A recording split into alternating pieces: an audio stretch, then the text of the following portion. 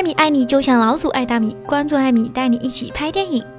从前有一户姓王的人家，家里有个儿子叫王壮。一家人虽然日子过得贫苦，但好在都平平安安。但是天有不测风云，在王壮8岁那年，父母双双患病去世，留下可怜的王壮一个人生活。邻居们看王壮无依无靠，就出主意让他去给张财主家放牛。一天，王壮放牛时丢了一头牛，就被张家赶了出门。王壮开始怪世道不公，忍不住大哭了起来，边哭边哀怨道：阎王爷啊，阎王爷，你怎么这么不公平，让我这么无依无靠的孤儿无家可归。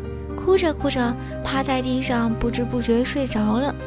忽然王壮听到有人叫他，王壮睁开眼一看，发现自己在一个大殿里，阎王坐在中间。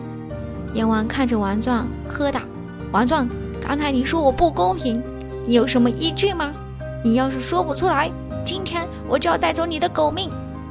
王壮听完，理直气壮地说道：我和张家的小少爷同年同月同日生，为什么他可以享受荣华富贵，而我却这么贫困潦倒？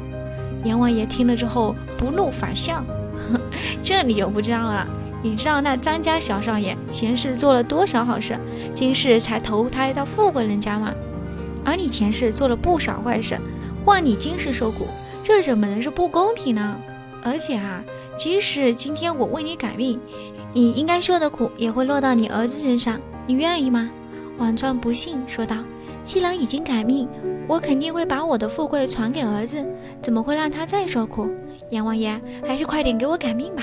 话音刚落，王壮发现自己还是在地上趴着，想着阎王爷的话，王壮也没有放在心上。这时王壮的肚子叫了起来，刚走到街上准备去讨饭，体力不支摔倒在地，一下晕了过去。一个叫杨旺的大财主和管家正准备出门查账，正好碰到了王壮。杨旺看王壮面色苍白，衣衫破旧，便让管家把王壮给背了回来。王壮醒来就讲述了自己的身世，杨旺很是同情，又想到自己无儿无女，偌大的家业无人继承，杨旺拍了拍王壮的肩膀说道：既然你无家可归，不如留下来做我儿子。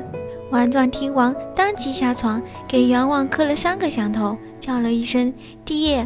从此以后，王壮改名杨壮，锦衣玉食，出门8抬大轿，比那张家小少爷还阔绰。一晃几年过去了，杨壮长大了20岁，杨旺托人给杨壮说了一门亲事，两家门当户对，很快就成了亲。1年后，杨壮有了一个儿子，取名杨成。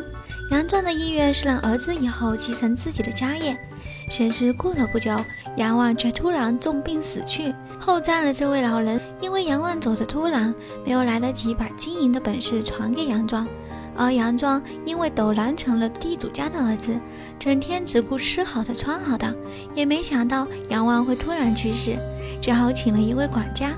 但是杨壮的阅历毕竟太少，新请来的管家说起话来一脸诚恳，但做事并不厚道。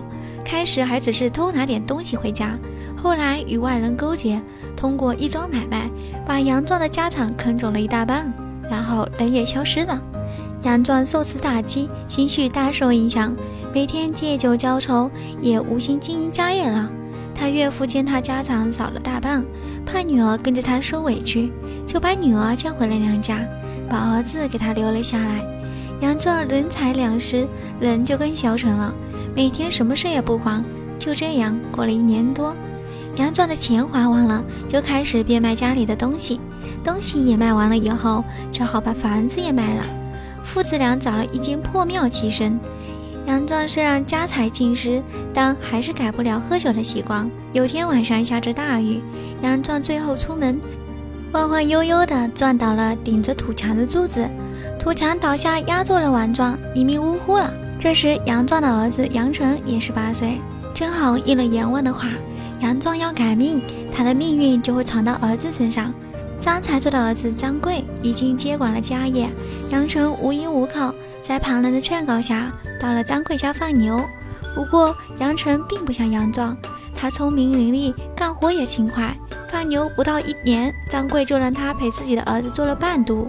10年后，杨成因为能写会算，开始帮着张贵打理产业，后来又娶妻生子，靠着自己的辛苦努力，从此一家人过得有滋有味。